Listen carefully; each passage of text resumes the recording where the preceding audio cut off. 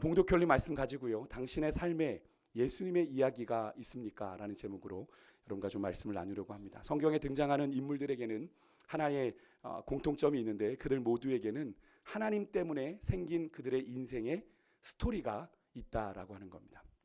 노아에게도, 아브라함에게도, 또 이삭에게도, 또 야곱과 모세, 또 여호수아, 또 욥, 요나, 엘리야 같은, 여러분들이 하면 성경 하면 떠오르는 여러분 성경의 인물들이 모두가 다 하나님 때문에 그들의 인생 가운데 스토리가 있고, 그런 이야기들은 오늘 이 시대를 동일하게 하나님을 향한 믿음으로 사는 우리 그리스도인들에게는 은혜가 되고 감동이 되고 또 많은 믿음의 도전이 되기도 하죠. 신학에 와서는 예수님 때문에 생긴 이야기들이 있습니다. 오늘 새벽에 우리가 살펴봤던 것처럼 베드로, 그에게 예수님 때문에 생긴 이야기가 없었더라면 아마도 그는 그냥 평생 갈릴리 바다에서 고기를 잡는 어부로 그의 인생은 끝났을 겁니다. 그렇지만 그가 예수님을 만난 이야기 때문에 그는 예수님의 제자로, 또 예루살렘에 교회를 세워가는 지도자로 그렇게 쓰임을 받았던 것을 우리가 기억하죠. 또 그것은 신약 성경의 13권을 기록했던 사도 바울도 마찬가지입니다. 사도 바울은 예수님을 직접 경험한 건 아니지만 말씀하시는 예수님을 그가 다메섹으로 가는 길에 만나게 되죠. 그에게도 예수님 만난 그 분명한 증거 때문에 그 인생이 180도 바뀌게 되었던 것을 우리가 보게 되는데요. 그의 삶이 오늘 이 시대를 살아가는 우리 성도들과 아무 상관없을 수 있는 삶이었지만, 그죠? 그가 예수님을 만난 이야기 까닭에 우리와 관계 있는 그런 인물이 되었는데요. 여러분, 우리가 하나님의 사람, 우리를 예수님의 사람 또는 그리스도인이라고 쉽게 우리의 정체성을 정의합니다. 그죠? 여러분들은 누구십니까? 그럼 나는 하나님의 사람입니다. 예수님의 사람입니다. 혹은 그리스도인입니다. 라고 우리 정체성을 정의하지만, 여러분, 우리의 삶에 하나님의 이야기가 있어야, 그죠? 하나님과 만났던 이야기가 있어야 진짜 하나님의 사람인 것이고요. 예수님의 사람이기를 우리가 원한다면 우리의 삶에 예수님을 만난 이야기가 있어야 진정 예수님의 사람인 것이고요. 그리스도인이라면 그 호칭에 걸맞게 우리가 그리스도의 길을 따라가고자 하는 우리의 믿음의 흔적들이 있어야 진정 그리스도인인 거죠. 여러분의 삶은 어떠십니까?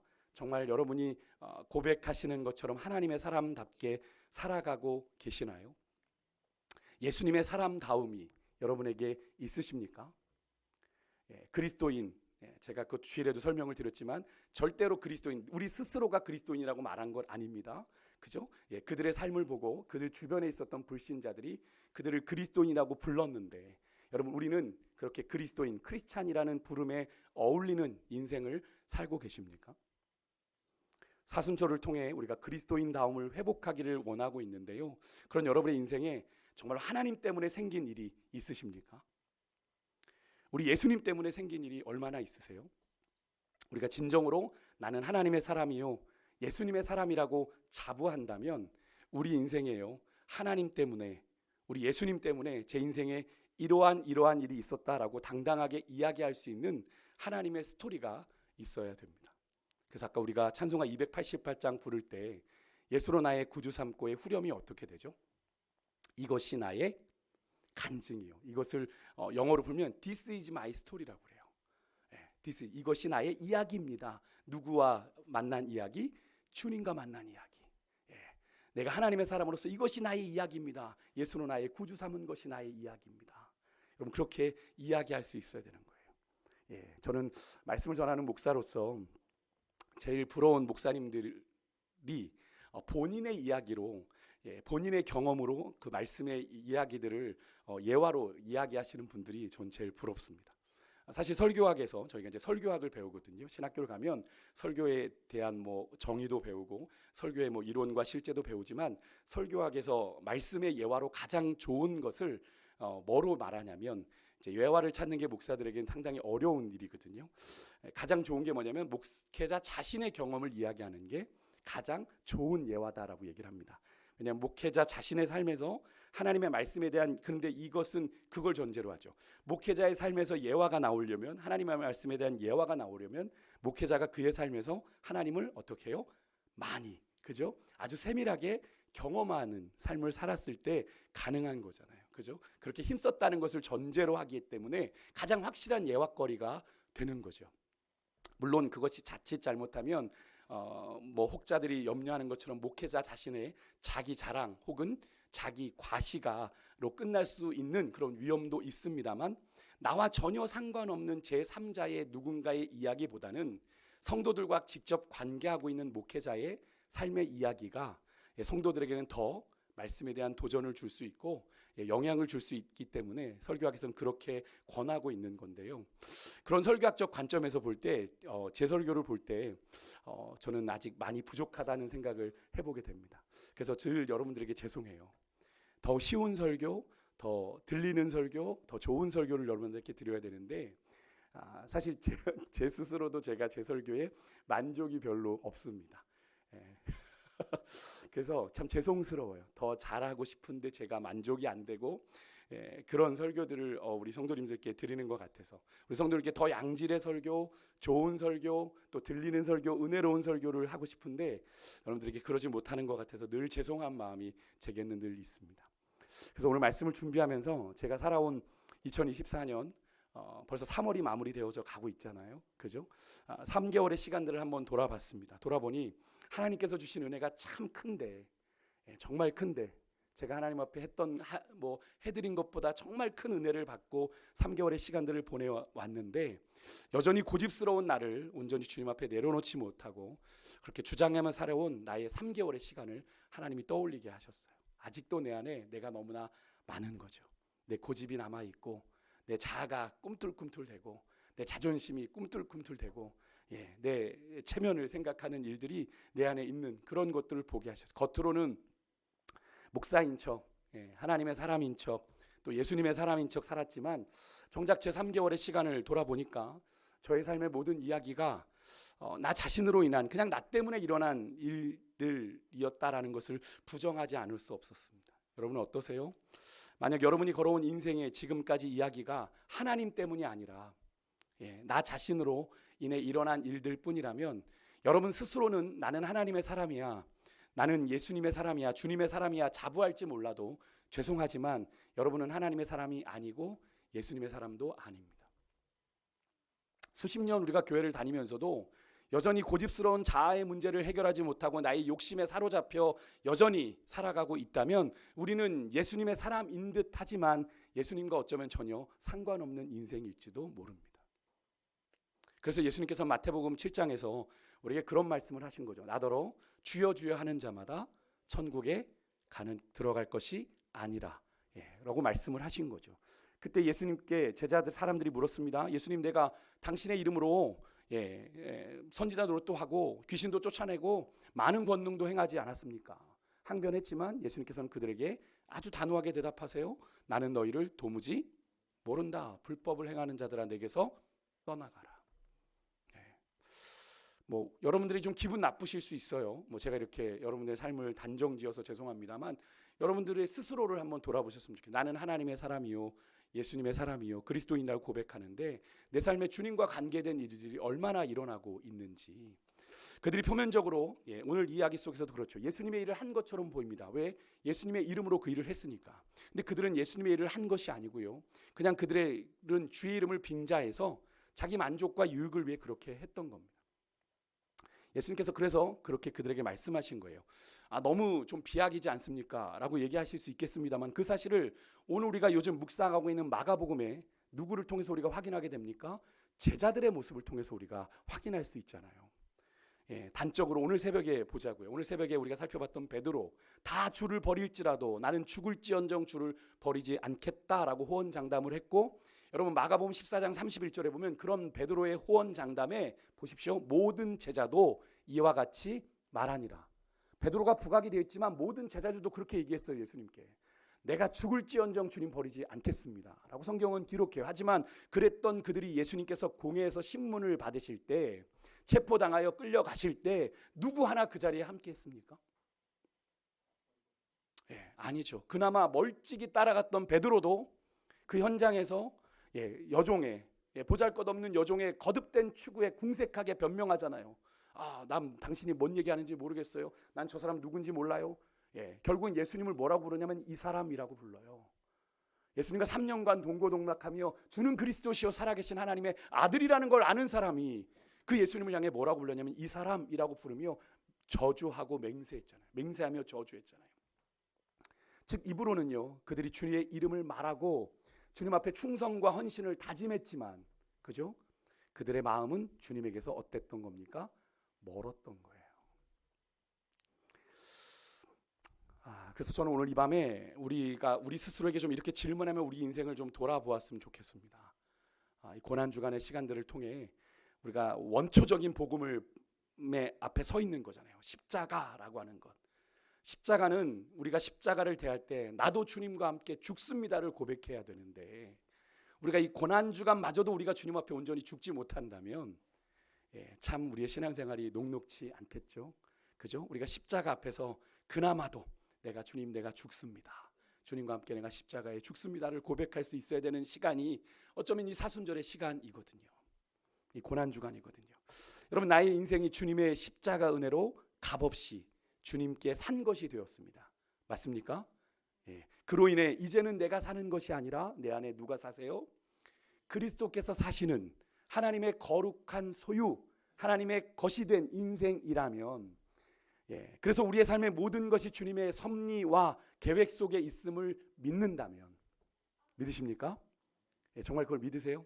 하나님께 산 것이 됐고 여러분의 인생이 하나님의 섭리와 계획 속에, 우리는 다 이해하지 못하지만 살아가는 인생인 것을 믿으십니까?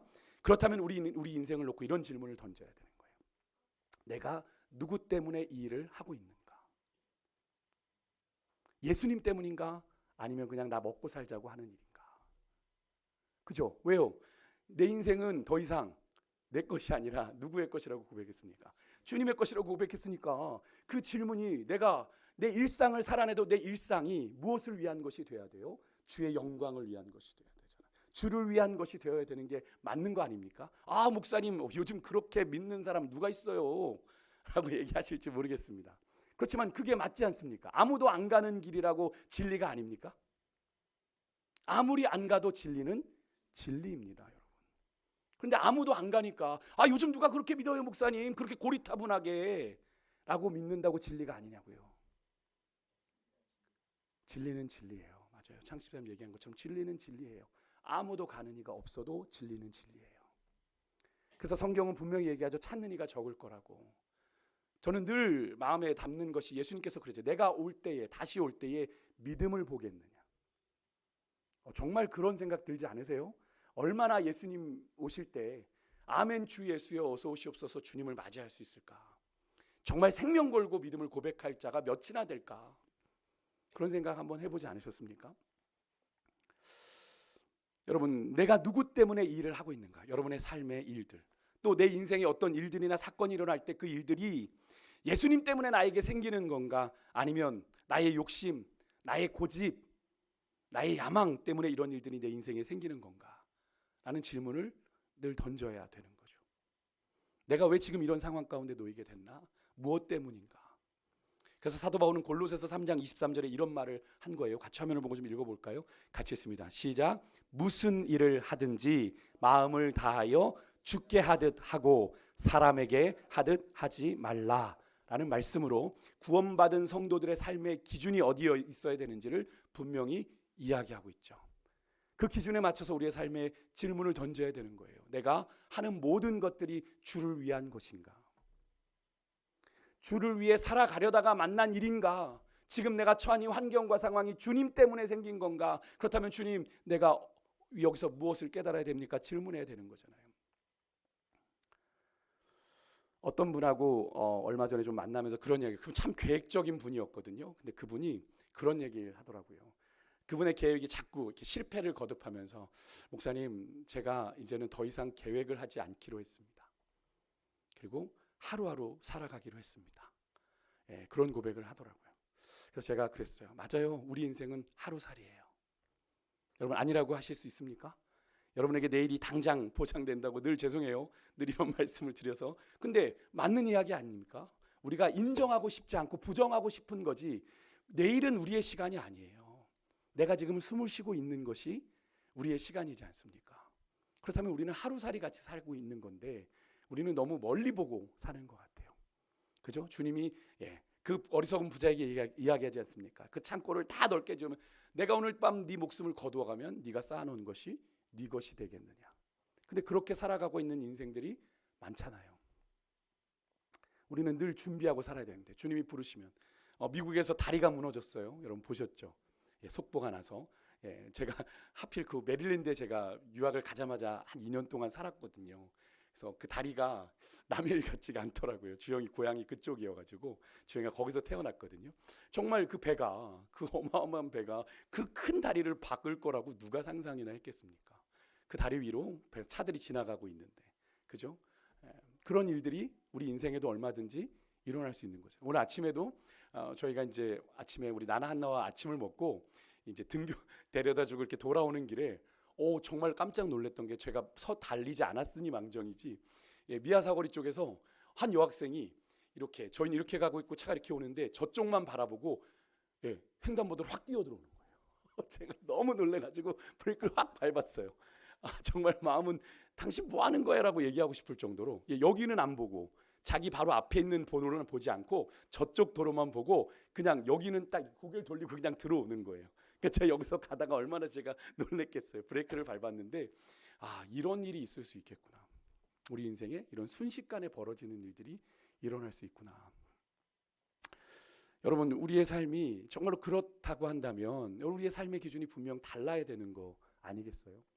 그것을 알고 그것을 인정하고 살아간다면 정말로 내 삶에 일어나는 문제들 어떻게? 그래서 우리의 주님께서 우리에게 분명히 말씀하신 것이 너희는 먼저 그의 나라와 그의 의를 구하라 라고 말씀하신 것이고 무엇을 먹을까?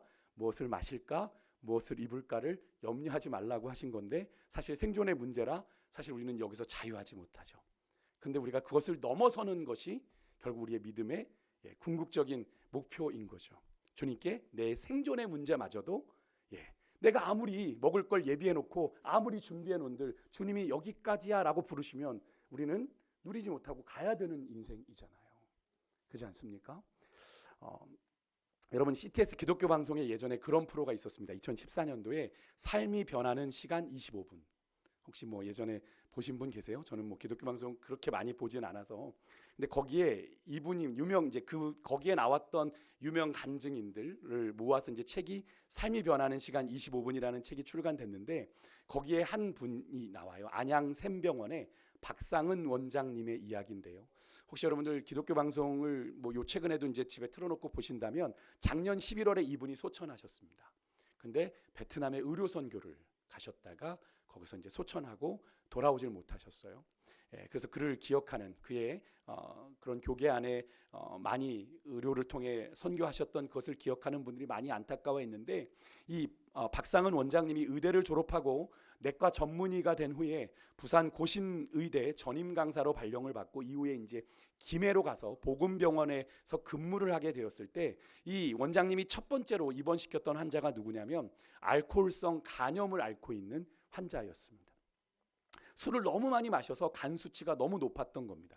일반적으로 간 수치의 정상 범위가 40인데 40 이하여야 되는데 이 환자는 2000에서 3000 사이였다라고 합니다. 그러니까 얼마나 간이 망가졌는지를 알 수 있죠. 그 환자의 상태가 생명을 위협할 정도였기 때문에 이 박 원장님은 바로 이 환자를 입원시켰고 이 환자의 간 수치를 내리기 위해서 여러 가지 시도를 하고 치료를 한 끝에 그의 간 수치가 정상이 됐어요. 3주 만에 정상으로 돌아오고 완치 판정을 받게 됩니다. 그러니까 박 원장님은 이제 자신이 첫 번째 입원시킨 이 환자의 병이 그렇게 이제 말끔하게 나은 것을 보고 얼마나 의사로서 그죠? 뿌듯하고 또 자부심도 있었겠습니까? 보람을 느꼈죠. 그렇게 해서 환자를 퇴원시키고 저녁에 회진을 도는데 갑자기 박 원장님을 찾는 병원 방송이 나온 거예요. 응급실로 급히 내려오십시오. 박상은 교수님 빨리 내려오십시오. 내려갔는데 거기에 아침에 퇴원시켰던 환자가 죽어 있는 거예요. 병이 나은 이 사람이 나가자마자 뭐 했을까요? 또 술을 마셨어요. 그리고 음주운전을 하다가 사고가 나서 죽어온 겁니다. 그 병원에. 얼마나 황망하겠어요. 이 교수님의 입장에서도 이 원장님의 마음에서도 참 큰 충격이죠. 가족은 아니지만 그죠? 첫 번째 환자로 의사들에게 목회자들에게도 그렇거든요. 첫 번째 기도해주고 첫 번째 안수했던 그분들이 참 기억에 남는 건데 이 원장님에게도 그 사람은 참 소중한 첫 번째 환자였지 않습니까? 근데 그러면서 이제 이 박 원장님이 스스로 생각이 많아지셨대요. 이 사람을 내가 최선을 다해서 어렵게 치료했는데 이게 뭔가? 예. 그러면서 이 사람에게 육체의 병보다 더 큰 문제가 이 사람에게 있을 수 있겠구나. 그죠? 육신의 병만이 아니라 그 사람의 마음에 혹은 그 사람의 영혼의 병이 있을 수 있겠구나라는 생각을 하게 되셨대요. 그리고 이제 그런 그 더 큰 문제를, 더 근본적인 문제를 해결하지 않고서는 아무리 육신을 치료 잘해도 효과가 없다라는 결론을 얻으시고, 그 결과로 이제 이 박 원장님이 한 것이 전인 치료를 시도했다고 합니다. 뭐 저도 받아보진 않아요. 사람의 몸만 치료하는 게 아니라 마음과 영혼도 치료하는 그런 일들을 하셨다고 하는데요. 그래서 이 박 원장님이 그렇게 할 수 있었던 건 그가 바로 예수를 믿는 분이셨기 때문에 그래요. 그래서 첫 번째 입원했던 이 환자의 죽음을 통해서 이 원장님이 전인 치료에 관심을 갖게 됐고, 그는 이 전인 치료를 통해서 이제 안양의 샘병원의 의료 원장까지 되셨는데요. 얼마 전까지도, 작년에 그렇게 돌아가시기 전까지도 거기에 병원장으로 있으시면서 그런 일들을 하셨습니다. 사실 환자의 건강과 생명과 상관없이 그저 의료 행위를 통해서 경제적인 수익 창출이 목적이었다면 절대로 할 수 없는 선택을 이분이 하신 거죠. 사실 영혼을 돌보고 마음을 돌보고 정신을 케어한다는 게 쉬운 일 아니지 않습니까? 그죠? 그냥 병만 치료해주고 빨리 퇴원시켜야 환자도 돌고 베드도 돌아서 돈이 생기는 건데 그런 목적이 아니었다는 거죠. 하지만 박 원장님은 이 예수님을 믿는 사람으로 의료 행위보다 수익보다 진정으로 환자가 무엇이 필요한지에 관심을 가졌고요. 그것을 실행에 옮겨서 지금까지 그 안양 샘병원을 통해 많은 병 환자들을 그렇게 치료했다고 합니다. 저는 이 이야기를 좀 보면서 우리가 예전에 나누었던 그 청년 바보 의사, 여기 좀 화면을 좀 한번 보시면 오른쪽이, 왼쪽에 계신 분이 박상원 원장님이시고 그 옆에가 누구였어요? 제가 예전에 소개드린 그 청년 바보 의사의 안현수 교수입니다. 저는 그 박상원 원장님의 이야기를 읽으면서 바로 이 그 청년 바보 의사 안현수 선생님이 떠올렸습니다. 그분은 남녀노소 빈부귀천에 상관없이 모든 환자를 따뜻하게 품고 정성껏 기도해주고 또 의술로 섬기다가 33세 예수님처럼 주님의 부르심을 간 분인데, 그도 그렇게 자신의 인생을 나의 이야기로 쓴 것이 아니라, 안현수의 이야기로 쓴 것이 아니라 예수님의 이야기로, 박상은 원장님도 그의 인생을 박상은 원장의 이야기가 아니라 누구의 이야기로? 주님의 이야기로 써내려갔던 사람인 거죠. 이 안현수 선생의 장례식에 여러분 한 일개 의사의 죽음인데 무려 조문객이 4,000명이 모였답니다. 4,000명이. 그 병원에 뭐 청소 미화부부터 해서 다 그분의 손을 거쳐갔던 많은 사람들이 와서 조문을 했다고 하는데요. 뭐 그것이 중요한 게 아니라 그 정도로 영향력 있는 삶을 살았다라고 하는 거죠. 오늘 본문 우리가 살펴봤던 고린도서 11장 32절은 사도 바울이에게 생긴 예수님의 이야기에 대해서 말하고 있는 구절입니다. 뭐 이게 왜 이걸 읽었나 이런 생각을 하실 수 있었을 텐데, 보십시오. 다메섹에서 아레다 왕의 고관이 나를 잡으려고 다메섹 성을 지켰으나, 이렇게 기록되어 있죠. 오늘 읽은 32절에 이 이야기는 바울이 예수님을 처음 만나고 믿고 그렇게 초창기에 일어난 사건을 배경으로 하고 있습니다. 사도행전으로 보면 9장에 일어난 일이에요. 9장 23절에서 25절에 다메섹으로 가던 길에 사도 바울이 핍박하던 예수님을 환상 중에 만나게 되고 눈이 멀게 된 사건 직후에 일어난 일입니다. 다메섹 하면 우리는 어딜 떠올리게 되죠? 바울이 대제사장의 공문을 받아서 예수 믿는 자들을 잡으러 가던 곳입니다. 그러니까 그 다메섹으로 가던 길 도상, 우리가 도상이라고 하면 길 중간에 예수님을 만나 사도 바울이 눈이 멀었을 때 예수님의 말씀을 따라서, 그죠? 아나니아에게 가라. 그래서 아나니아를 만나러 간 곳이 바로 다메섹 성이었죠.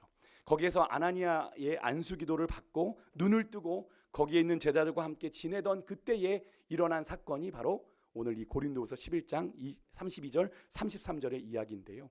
그렇게 사도 바울은 다메섹으로 가던 길에 예수님 만나고 예수님을 믿는 자들을 핍박하는 자에서 예수님을 어떻게 하는 자로? 예수님을 전하는 자로 그의 인생이 180도 바뀌게 되죠. 이 사실을 전해 듣습니다. 유대 종교 지도자들이 가장 충실했던 유대교의 열심문자였던 사도 바울이 누굴 만나? 누굴 만나? 예수 믿는 자들을 핍박하던 게 예수를 전해? 정신이 나갔구만. 그래서 사도 바울을 체포하러 가는 겁니다. 그래서 유대인들이 그 당시 다메섹을 다스리고 있던 이 아레다 왕에게 도움을 구했고, 이 아레다 왕은 유대인들이 소요를 일으키면 안 되니까 이 아레다 왕이 자신의 부하들을 시켜서 사도 바울을 잡게 했던 거예요. 그러니까 지금 사도 바울이 그 이야기를 하고 있는 겁니다. 즉 바울을 잡아 유대인들에게 넘겨서 죽을 수 있는 위기에 빠진 거죠. 여기에 나오는 이 아레다 왕은요, 이스라엘 남쪽에 이 홍해 쪽으로 위치했던 나바테아 왕국을 AD 9년부터 39년까지 통치했던 왕입니다. 이 아레다 왕이 아주 뜬금없지 않은 건 이 왕의 딸이 바로 우리가 알고 있는 헤롯과 정략 결혼을 했던 사이입니다. 여러분, 이 헤롯은 갈릴리 지역을 다스리던 왕인데, 이 헤롯이 왜 우리에게 유명하죠? 세례 요한을 죽인 왕이 바로 이 사람이기 때문에 그렇습니다. 왜 세례 요한을 이 사람이 죽이게 됐습니까? 헤롯 안티파스가 이 아레다 왕 딸하고 결혼을 했는데 또 좋아하는 여자가 생긴 거예요. 그게 누구였다? 자기 동생 헤롯 빌립의 아내 헤로디아였던 겁니다. 동생의 아내가 탐났던 거예요. 이것은 유대의 종교적으로나 도덕적으로나 안 되는 일이잖아요. 좋아해서는 안 되는 일인데, 이 헤롯 안티파스는 자기의 동생의 아내인 헤로디아와 재혼을 하기 위해서 이 아레다 왕, 원래 자신의 본처였던 이 딸과의 결혼을 파혼하고 이혼을 하게 됩니다. 이 일에 대해서 복음서에 보니까 세례 요한이 헤롯을 질책하잖아요. 저희가 1월 금요기도회 때 나눈 마가복음 6장의 말씀이 그런 내용이지 않았습니까? 헤롯의 부도덕함을 세례 요한이 꾸짖게 되고, 그 결과 이 헤롯 안티파스가 와 헤로디아가 세례 요한을 아주 죽이고 싶어서 안달이 나는, 그런데 두려워하는 마음이 있어서 선뜻 그렇게 못하고 있던 찰나에 이 헤롯 안티파스 생일잔치에 이 헤로디아의 딸인 살로메가 아주 그럴듯한 춤을 추게 되고, 그 춤이 잔치에 모여있던 모든 사람들을 매료시켜서 이 헤롯이 기분이 한껏 좋아졌어요. 그래서 살로메에게 이런 약속을 합니다. 내가 나라의 절반이라도 줄게. 술이 왼수예요, 그죠? 술이 왼수야. 술이 거하게 걸치니까 나라의 절반이라도 줄게. 어떤 소원이라도 말해봐. 그러니까 이거 뭐 사실 물릴 수 없는 그런 조건을 얘기한 거죠. 그때 살로메가 말한 소원이 세례 요한의 머리를 주십시오, 목을 주십시오. 그래서 헤롯 안티파스는 세례 요한의 당시 입지도 있었고, 그래서 조금 망설였지만 이내 자신의 눈에 가시였던 세례 요한의 목을 가져오게 명하게 되고, 결국 세례 요한을 죽이게 되는 그 사건과 관계 있는 왕이 이 아레다 왕이었습니다. 이 모든 일이 이 아레다 왕의 딸과 관련이 있는 내용이고요. 이 아레다 왕은 자신의 딸을 그렇게 버린 헤롯에게 좋은 감정이지 않겠죠, 그죠? 이것을 교묘하게 이용한 유대 지도자들의 이 아레다 왕이 부추김을 당하고 결국 그래서 사도 바울을 죽이려고 하는 그런 일을 하게 된 겁니다. 이런 상황 가운데 33절에 보니까 그렇게 죽음의 위기에 놓여 있던 사도 바울이 어떻게 됐다고 그래요? 다메섹 성벽에 붙어 있는 집의 창문에 광주리를 달아 내려져서 성을 빠져나오게 됐다라고 이야기를 하는 거죠. 바로 이 사건이 바울이 예수님을 믿고 나서 처음 겪은 예수님의 이야기입니다. 사실 예수님 만나지 않았다면, 그죠? 예수님과 상관없었다면 이 일은 일어나지 않아도 되는 일이었습니다. 그죠? 사도 바울이 이런 죽음의 위기를 당할 이유가 없었습니다. 그런데 예수님을 만난 까닭에, 그죠? 이런 죽음의 위기를 겪었던 건데요. 여러분, 예수님의 사람이라면 이렇게 사도 바울처럼 예수님 때문에 생긴 이야기가 그 인생에 있어야 진짜 예수님의 사람입니다. 우리의 삶의 현장에서, 가정에서는 자녀들과 부모님 또 배우자 사이에서 우리의 믿음과 섬김, 믿음의 섬김 또 헌신으로 말미암아 가정 천국을 세워가고자 하는 그런 이야기들이 있어야 되고요. 또 직장이나 일터에서는 나의 성공 스토리가 아니라 하나님의 나라를 위한 믿음의 선택을 하고 믿음의 결단을 고백하는 믿음의 성공 스토리가 우리의 삶에서 있어야 되고요. 또 복음을 나누는 이야기가 우리의 일터에서 있어야 되는 거죠. 정말 내 인생에 아무 상관없던 사람들이 예수님 때문에 가족이 되고 친구가 되는 이야기가 있어야 되는 거죠. 그래서 교회는 하나님의 뭐라고 이야기합니까? 가족이죠. 하나님의 가족입니다. 그래서 한 피바다 한 몸 이룬 형제여 친구들이여 라고 찬양하는 이유가 바로 그렇습니다. 육신의 피로 맺어진 것이 아니라 누구의 피로? 그리스도의 피로 형제가 되고 자매가 된 겁니다. 사실 우리가 여기서 모이지 않았다면 서로 안면이 없을 사이들이 있으시잖아요. 그죠? 그렇지만 우리가 여기 왔기 때문에 서로에게 의미 있는 존재가 된 것, 그것이 바로 주님 때문이지 않습니까? 그런 이야기가 우리의 삶에 있어야 된다는 거예요. 그것은 이곳에서만 국한된 이야기가 아니라 내가 주님으로 인해 내 가족이 되고 내 친구가 되는 이야기들이 내 일터에서도 일어나야 되고 가정에서도 일어나야 되는 거죠.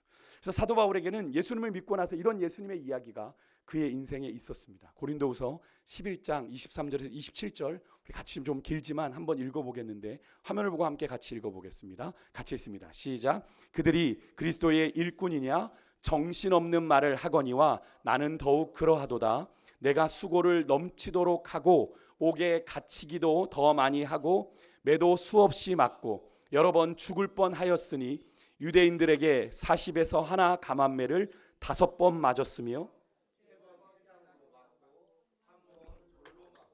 3번 파선하고 일주야를 깊은 바다에서 지냈으며 여러 번 여행하면서 강의 위험과 강도의 위험과 동족의 위험과 이방인의 위험과 시내의 위험과 광야의 위험과 바다의 위험과 거짓 형제 중에 위험을 당하고 또 수고하며 애쓰고 여러 번 자지 못하고 줄이며 목마르고 굶고 춥고 헐벗었노라. 아멘. 사도 바울은 예수님 때문에 그죠? 사도 바울이 이렇게 고단하고 힘겨운 삶을 살았던 것은 다른 것 때문이 아닙니다. 누구 때문에? 예수님 때문에. 때로는 굶고 헐벗고 맞고 수없이 죽을 뻔하며 복음을 위해 수고하고 애쓴 이야기와 함께 감옥에도 갇혔던 이야기가 사도 바울의 인생에는 생겼습니다. 누구 때문에요? 바로 예수님 때문에요. 그 순간은 어쩌면 그저 고통이고 아픔이었는지 모르지만 그것을 사도 바울은 오히려 주님 앞에서 자랑하고 있어요. 자랑하고 있습니다. 뭐 이것을 자랑하고 유세할 일이냐, 되게 떠벌리네 이렇게 오해하실 수 있는데 이 사도 바울이 이렇게 한 이유가 있어요. 당시에 고린도에는 사도 바울의 사도성을 의심하는 대적자들이 있었습니다. 그래서 사도 바울이 전한 복음을 막 몰아붙이고 오해하게 만드는 자들이 있었어요. 사도 바울에겐 사도의 자격이 없어 막 이렇게 몰아가던 자들이 있었어요. 그러니까 자꾸 자격을 논하니까 사도 바울이 그래 너희들 수준에 맞춰서 내가 얼마나 복음을 위해서 수고한 사도인지를 이야기할게 라고 하면서 이야기를 한 겁니다. 그래서 사도행전 11장 17절에 보면 이렇게 이야기해요. 어리석은 자와 같이 내가 기탄 없이 자랑하노라.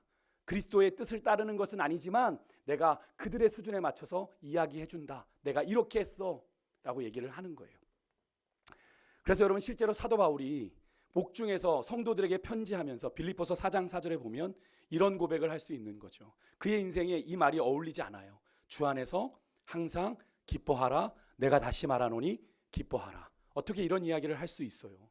옥중에 있는데 주를 위해서 당한 고난이 얼마나 큰데 근데 이렇게 옥중에서 기쁨을 선포할 수 있는 사도 바울의 이유는 한 가지, 이 모든 것이 진리 되신 예수님으로 인해 생긴 일이기 때문에 주님으로 인해 생긴 내가 겪은 일이기 때문에 이것은 그 무엇과도 바꿀 수 없다라고 고백을 하는 거예요.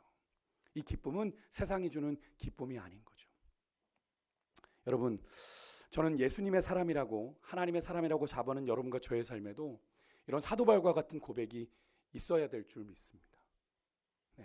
우리가 친정 예수님의 사람이라면 하나님의 사람이라면 예수님으로 일한 하나님 때문에 생긴 믿음의 역사가 물론 그것이 당장 좋은 것일 수도 있고 당장 나를 힘겹게 하는 것일 수도 있는데 그것이 있어야 마땅한 거예요. 우리가 주를 위해서 산다고 하면서 주님을 위해서 영광만 받으려고 하지 마시고 주를 위해서 고난받는 것도 족한 줄 아는 은혜가 우리 가운데 있기를 간절히 소망합니다. 그것이 주님을 온전히 따라가는 길이에요. 여러분 우리가 부활 이 사순절을 보낼 때마다 늘 듣는 이야기죠. 부활의 영광 전에 반드시 뭐가 있어야 돼요? 십자가, 죽음이 있어야 돼요. 죽어야 사는 거예요. 죽지 않고 사는 건 없는 거예요. 그러면 죽기 위해선 십자가의 고난의 길을 걸어가야 되는 거잖아요. 여러분 갑자기 예수 믿는 게 불편해지십니까? 고생 안 하네. 예수 믿으면 행복하다는데 예수 믿으면 잘 된다는데 물론 그렇습니다. 그런데 다른 차원의 행복이죠. 그저 성경이 말하는 복은 다른 차원의 복이에요. 물론 이 땅에서 잘 되는 복도 말씀하시지만 여러분 다른 차원의 복이에요. 하나님으로 말미암는 복이에요. 그저 세상이 주는 기쁨이 아니에요. 세상이 주는 만족이 아니에요. 주님으로 말미암는 기쁨이고 주님으로 말미암는 평안인 줄 믿습니다. 우리가 그것을 바라보고 나아가는 거죠. 여러분 사도 바울이 그랬던 것처럼 내 인생에 있었던 하나님의 이야기, 여러분 예수님의 이야기를 우리가 모이면 이야기하고 싶어서 막 견딜 수 없는 그런 마음들이 있어야 되지 않을까요? 이번 한 주간 나 주님 이렇게 만났잖아. 이번 한 주간 나 주님 이렇게 경험했잖아. 내가 이런 어려운 가운데 내가 주님 찾았거든. 주님 앞에 무릎 꿇었거든. 주님이 내 은혜가 족하대. 그것처럼 마음속 상한 얘기가 없잖아요. 내 은혜가 족하다. 잘 버텨라 라는 이야기인데 그것마저도 너무 감사한 거 있지. 주님이 내 은혜가 족하대 라고 고백할 수 있는 그런 믿음의 자리까지 우리가 나아갈 수 있어야 되는 거잖아요. 그렇다면 우리가 어떻게 해야 우리 인생의 하나님의 이야기를, 예수님의 이야기를 할 수 있을까요? 그냥 내 마음대로 살면 됩니까?